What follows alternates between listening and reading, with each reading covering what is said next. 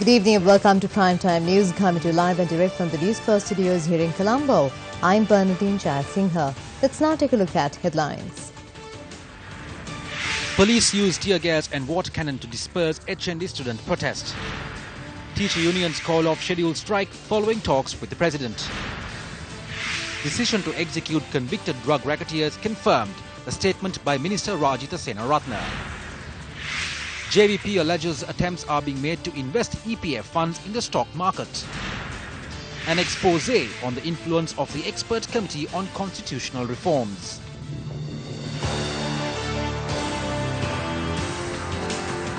Police took steps today to disperse an unruly crowd of protesting higher national diploma students in Colombo. The Inter-HND Students Federation commenced a protest march from Campbell Park in Punchiborala today, demanding, among other things, that the Mahapola scholarship be increased from 1,500 to 5,000 rupees and that steps be taken to address the shortage of lecturers. The procession made its way through Maradana and Peta before reaching the Presidential Secretariat. Our reporter noted that at this point, the police closed Lotus Road and denied the protesters access to the Presidential Secretariat. When the demonstrators attempted to breach the barricades, police took steps to disperse the crowd.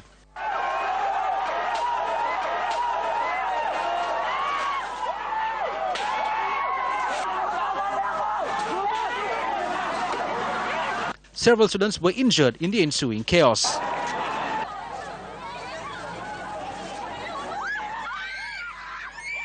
We do not question the right of students to protest to safeguard their right to education. However, we must question whether such problems can be resolved by breaking into the office of the head of state. Are students able to enter high-security zones and act in a manner that threatens the security in the area? We must also not forget that there exists a group on whose direction such actions are carried out while they sit back and watch. The end result of this is that when the law is enforced, the victims will be a handful of innocent parents and students. Can a civilized society approve of such unruly behavior in an urban center which seriously hampers the day-to-day life of the inhabitants of the city? For the attention of the people.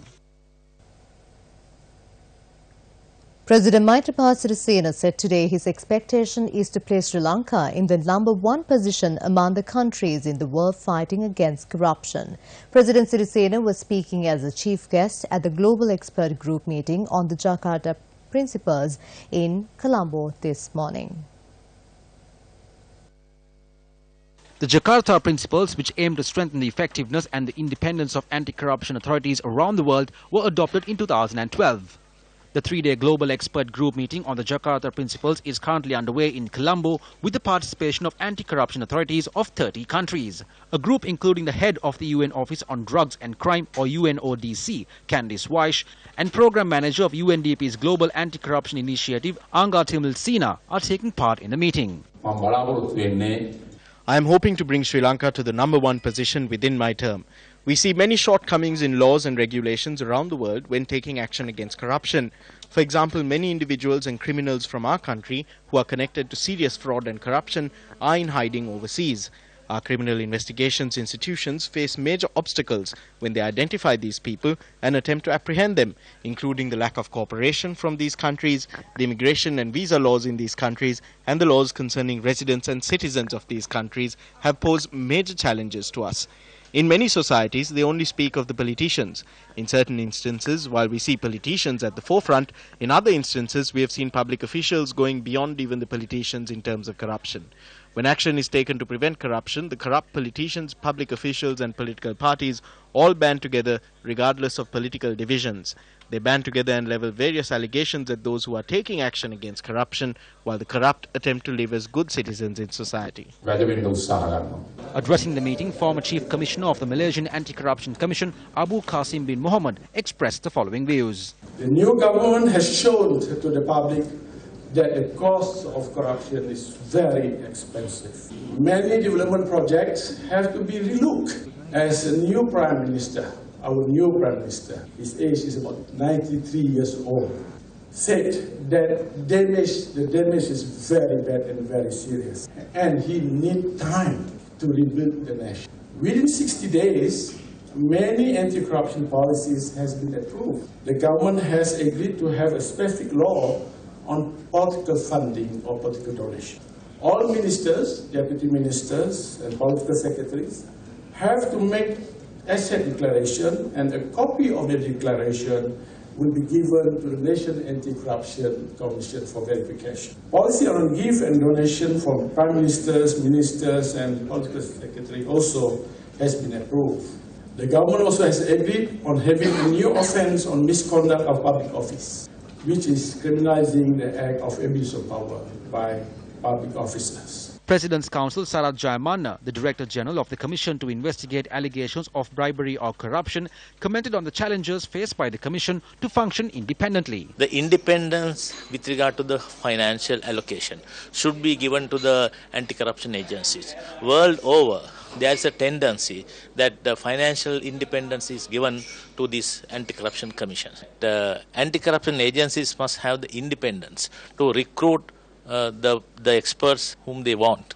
In addition to that, they should have the power to prepare a scheme in order to recruit these persons. Why we need a specialized person? If you want to be truly independent and efficient anti-corruption agencies, with regard to recruitment, total discretion must be given to anti-corruption agencies. Co-Cabinet spokesperson Minister Dr. Rajitha Senaratne responded today to the statement made by former President Mahinda Rajapaksa on the latter's absence during the debate in Parliament on the expose carried by the New York Times. At the media briefing on Cabinet decisions held today, the Minister also responded to the former President's challenge over the failure to secure the return of the absconding former Central Bank Governor Arjuna Mahendran. The New York Times The New York Times and Arjuna Mahendran are two separate matters. So you can hide the thieves you want and bring down the other person's rogue. Is there such a law in Sri Lanka? As a former president, we need to ask him about these statements. There is no difference in the fraud carried out by both of them. A red notice was issued on Udayanga Weerathunga even before Arjuna Mahendran. Just because we say so and a red notice is issued, it does not mean they will be arrested and return the next day.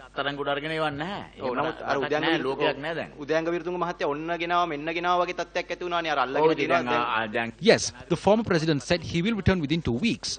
Then he said that he would bring him down within a month. He knows all the places, doesn't he? So why can't he bring him down? Why can't he come and face trial over the MIG deal and say what he has to say if they are in the right?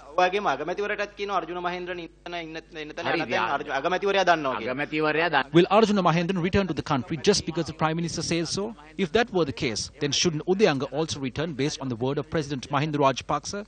Both of these have not happened. Now we have discovered 3 bank accounts in Dubai. I mean 5, which belong to the Rajapaksa family, a secretary, a chairman and another MP. But it is difficult to recover this. Several steps are being taken and we have also identified the bank in Hong Kong. We know the accounts. We know how the money from the MIG deal was deposited. The government paid $14.7 million for the MIG deal, but the supplier only received $7.2 million. The balance went to a third party in Singapore. When investigated, it was discovered that the Singaporean company had closed down. There is no such company anymore. The money was deposited there and then came to them. We know all of this. We are engaged in a diplomatic effort to recover this money. One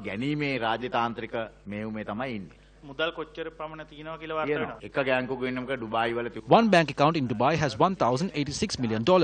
There was about $500 million in the MP's account. I cannot remember the correct amount. It was more than 500. Then there was another $1,800 million in the joint account of a popular chairman and secretary. හිටපු ජනාධිපතිගේ බැංකු ගෙනුම් පවත්වාගෙන නඩත්තු කරගෙන ගියේ ලොකු විතානගේ කියලා කිව්වා. දැන් ඒ මාධ්‍ය වාර්තා වුණා. හැබැයි ලොකු විතානත් එක්ක අගමැතිතුමා යනවා හොරණ ටයර් ෆැක්ටරිය විවෘත කරන්න. මොකද මේ සම්බන්ධයෙන්? Loku Vitanage does not have a bank account. There was one account from which the funds were taken to purchase the Marriott Hotel in Dubai. This Marriott Hotel was also purchased by a member of a royal family. What happened here is that a minister acted to give a tyre factory to Nandana Vitarana. Tyre ෆැක්ටරියක් දෙන්න ගියා අපේ ඇමතිවරයෙක්. එහෙම තමයි ඔය සිද්ධ වෙන්නේ. ඒක ඇතුලේ සම්බන්ධයක් තියෙනව නේද මතුවා? ඕවා නැති කරන්නේ කොහොමද?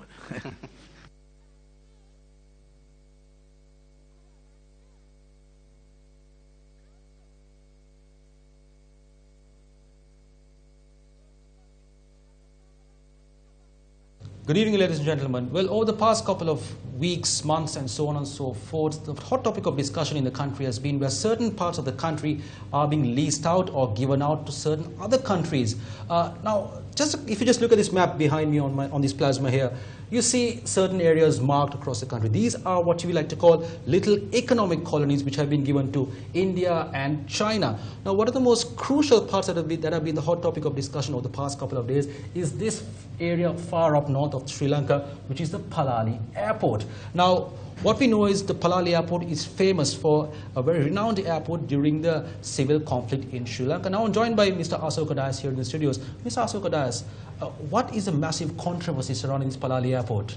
Now, about a week ago, it came to light that Sri Lanka is considering giving the Palali Airport to build, so-called within inverted, a regional airport to India. And then today, we got a letter which was issued by the Chief Minister of the Northern Province, C.V. Vigneswaran, who was incidentally a former Supreme Court judge, stating that he has written on 22nd of June, well before this controversy and this discussion came to the public discussion, that he has written to the Director of Civil Aviation, stating that he should consider how much land that is necessary for this project. So it is clear that though this discussion come into the public domain only a week ago, this was there on the cards for more than, definitely more than a month. Mr. Asoka, now the Palali Airport is being given to India in addition to proposals to give the Mattala International Airport as well. Now, giving an airport isn't something as simple as letting someone lend your shop or your car, something as simple as that. This is something massively huge. It's a part of your country. So why are these matters happening behind, so to speak, closed doors? Yes, that is the problem. Now, these matters have to be discussed openly, and then these matters should be discussed with concerned parties, and that is the way forward. I mean, you can't discuss this within few people, and we don't know who are involved in this type of decision-making process. And if these things go beyond a certain point, that will be a threat to the national security. Absolutely, Mr. Asoka. Now, like you said, at the rate things are going, there are controversy after controversy. We've had problems with the Mattala International Airport, the Hambantota Port. At the rate things are going, Sri Lanka is poised to lose everything it owns. So the simple question, I suppose, Mr. Asoka, is that the general public of this country elected this government in 2015 with the expected change, with the expect of a better lifestyle. Turns out that doesn't appear to be the case. So the simple plea is, if you cannot fulfill the mandate of the general public, which they cast you in 2015, the simple advice is, please hand it over on the table and leave. Let someone who is capable of handling this country handle it in the future. It is as simple as that. It's back to the main news studio. The JVP, or the People's Liberation Front, convened a media briefing today.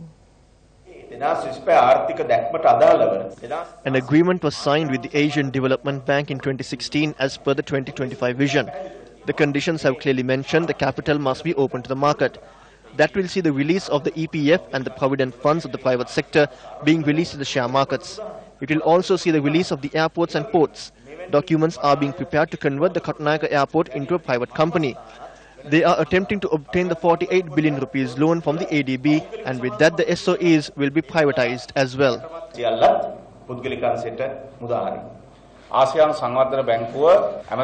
The project report is prepared by the Asian Development Bank together with a US firm, and the plan is to invest the EPF of 2.6 million workers in the country in the stock market. That is almost 40%. They are signing an agreement to draft the policy. It clearly states the laws need to be drafted to move the SOEs into the stock market. One by one, they are making the changes. On the 5th, the ADB representatives visited the National Labour Commission. At the meetings, it was said the agreements will ensure that the SOEs will enter the stock market. Minister Mahinda Samarasinha, speaking at SLFP headquarters today, commented on international loans. Hambantota වරාය විකුණුවට පස්සේ චීන සමාගම සල්ලි දුන්නා කීප විටක්. විකුණුවේ නැහැනේ. ඒක මම ඉස්සෙල්ලාම කියන්න ඕනේ. ඒක වෙනස් කරන්න. විකුණුවේ නැහැ. දැන් මේ ගත්තු ණයවාරික තවමත් වරාය අධිකාරිය මේ ණයවාරිකය ගෙවනවා කියලා ඇත්තට මොකද්ද මේක තත්ත්වය? ඒක සම්පූර්ණ අසත්‍යයක්. This is a lie. The $974 million we were given has directly gone into the treasury. The treasury has taken over the responsibility of repaying the debt. The Sri Lanka Ports Authority had not made any payments. Yesterday, I was shown a letter which states $146 million was deposited in HSBC and China Merchants Company will be making a direct investment. According to the agreement, it is the government of Sri Lanka and China Merchants Company that will jointly decide on what will be done with the $146 million. Yesterday, a cabinet paper was approved to vest power with the Sri Lanka Ports Authority to take the decisions on behalf of the government of Sri Lanka. China Merchants says they will invest another $400 to $600 million in the next 3 years for the third phase of this project. Proposed constitutional reforms have become a topic of conversation once again in the political arena. Unsettling reports came to light recently regarding the report of the expert committee appointed to advise on constitutional reforms. It was revealed that MPs M.A. Sumandiran and Dr. Jayampathi Wickramaratne had exerted undue influence on the expert committee. Following a Newsfirst expose on the same, MP Sumandiran responded.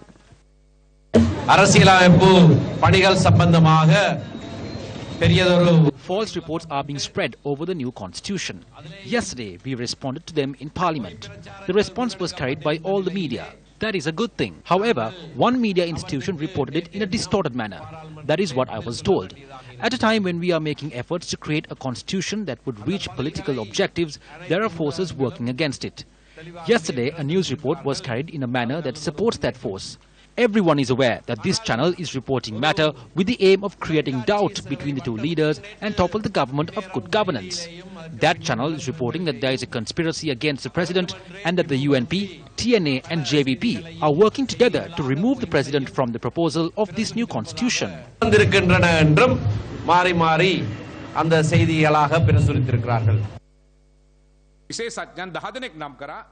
10 experts were appointed to study this matter. Discussions were held, and last week, this committee presented a draft to the members of Parliament or the Constituent Assembly. This is a 125-page document. When the document was to be presented, a conflict arose. There are 10 members in this committee, but only 6 have signed the document. One of the members is overseas. He has not been in Sri Lanka for 6 months, but his signature is also on the document. Professor Kamina Gunaratne has said very clearly that matters that were not discussed among them have been included in this report. She noted that MPs Sumandiran and Jayampathi Wickramaratne continuously exerted influence on committee members to include certain sections in the report. She said they could not agree with what was being done, so they appealed to the Prime Minister to immediately stop Sumandiran and Jayampathi Wickramaratne from influencing the committee. Who is Jayampathi Wickramaratne? He is an MP nominated by Ranil Wickremesinghe who received his salary from NGOs. He is an MP who stands tall and talks about federalism. When the draft was being prepared and the owner went missing, Suren Fernando accepted that this was being pushed by Suren Fernando. Suren Fernando is a man who maintains an office at Temple Trees. It has been proven clearly that this report has been prepared by a team that is being steered from Temple Trees.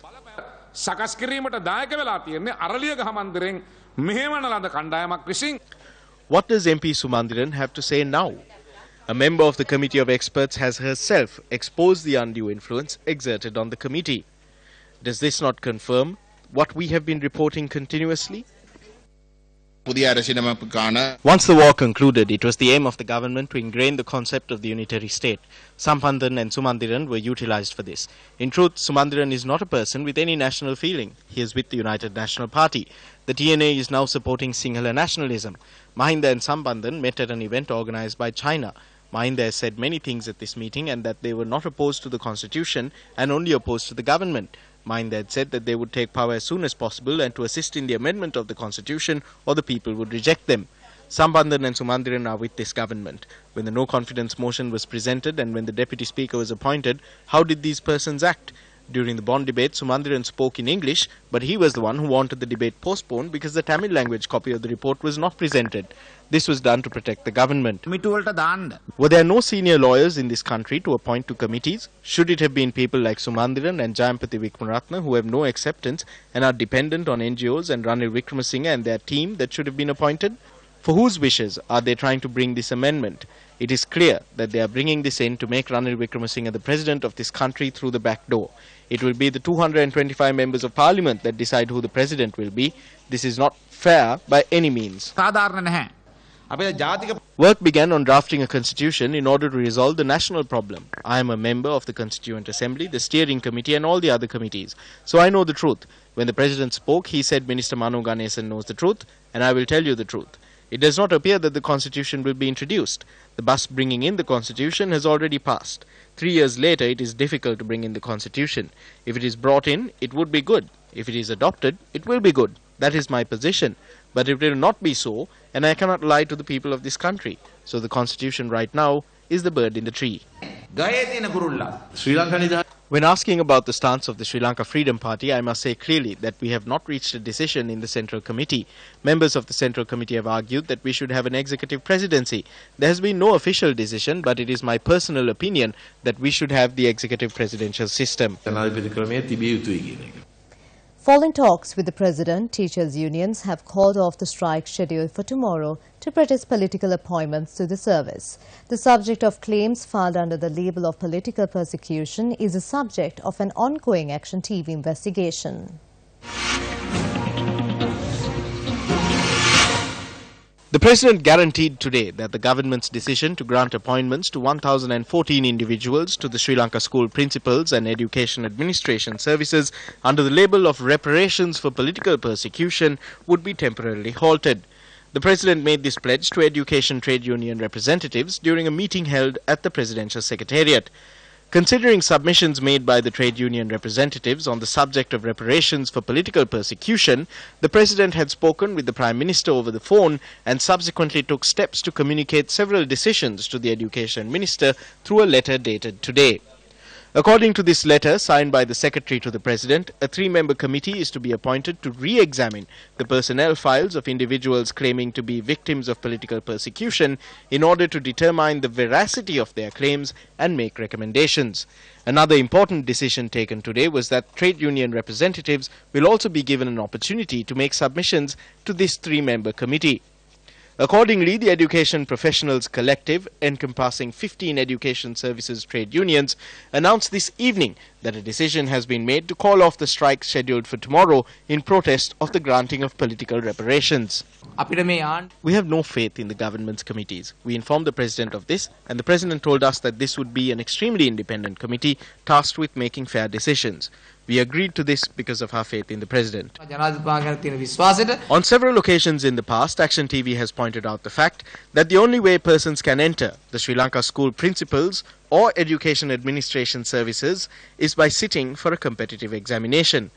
Action TV also noted that attempts to recruit persons who had not sat for this examination or persons who had failed this examination under the guise of victims of political persecution would preempt a total collapse of the values of the education system. A demand has been made. What is it? No matter what committees are appointed, appointments cannot be given to those claiming political persecution. What should they be given? Monetary compensation. You cannot give them appointments. Views expressed by the subject minister at a media briefing held yesterday indicated that if the planned strike had gone ahead, it would have caused serious issues with ongoing end-of-term examinations at schools across the country. The term examinations have to be held, the results have to be given, and they have to be given holidays. We cannot postpone examinations for the rights of trade unions. We will not postpone the examinations at national schools anyway. We will hold the examinations and we will put forward another examination paper if required.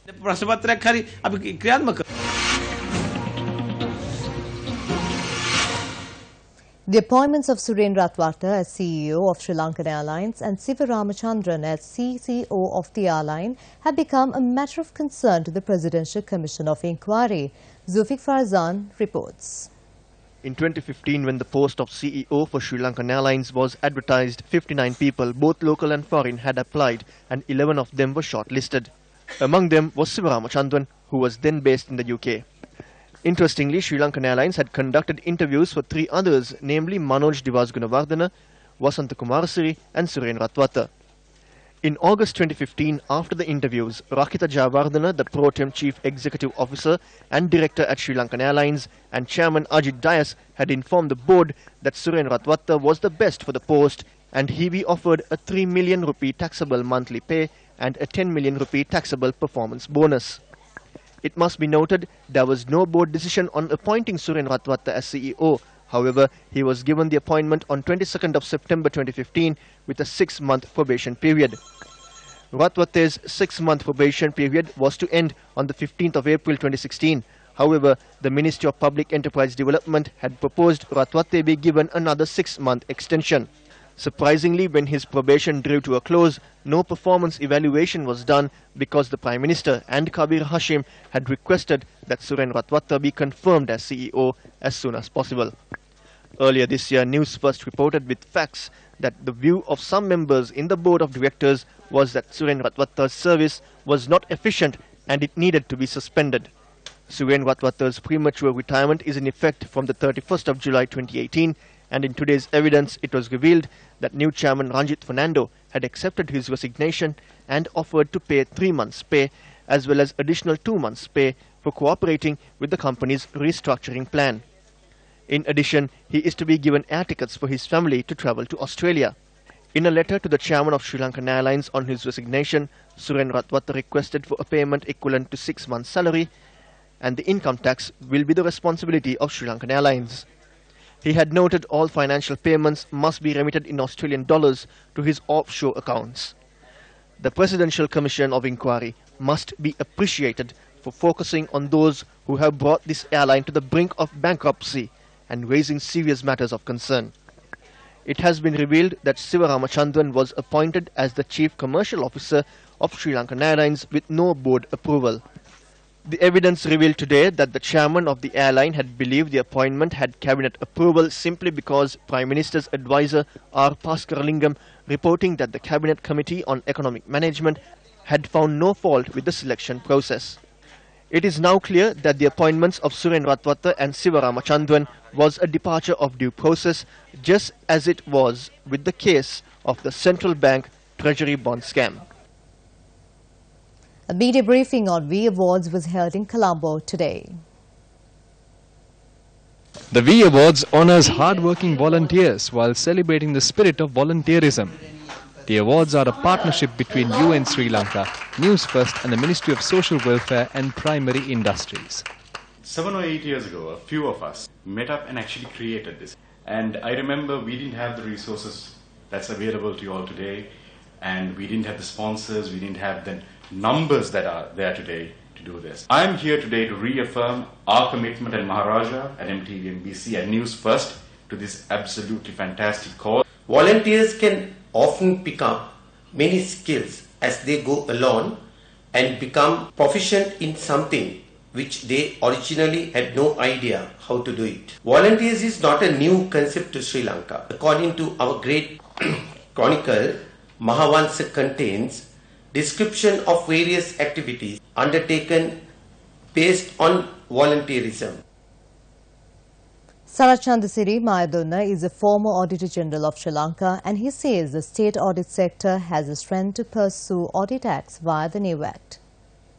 The state audit sector and the bureaucracy both have now privilege of enjoying the strength as well as the delivery of service that is bound as per the act requirement. Section 4 of this act empowers general public to bring to the notice of the Auditor General over the issues relating to the delivery of government services. Therefore, if they are not getting the state service, they can report it to the Auditor General, and Auditor General, if the things are strong enough with evidence, then Auditor General will look into those things and report to the Parliament. He is bound to do so. He is bound to webcasting this. When it is webcasted, people will come to know what are the actual activation of the government machinery. While providing these facilities, the Cabinet of Ministers as well as the Parliament is bound to give the necessary strength to the state audit as well as the government officials. If something goes wrong, or if they just ignore as per the act, they have to face legal actions against them. I have to be so thankful to media, especially the Sirasa media, as from the inception they have taken a leading role to keep the people aware over the necessity of this National Audit Act. Irfan Hafiz, a celebrated author who inspired us all through his triumph against the toughest adversity, has departed this world. This is a Newsfirst digital tribute to Irfan Hafiz.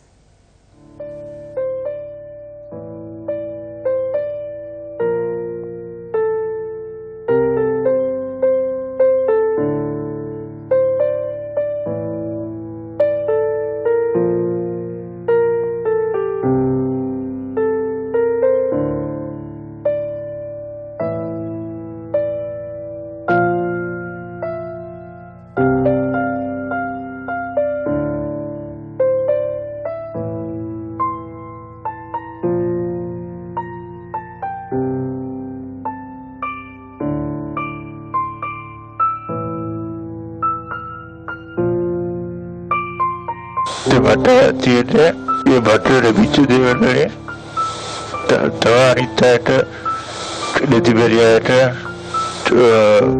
උදව් කරන්න තමයි.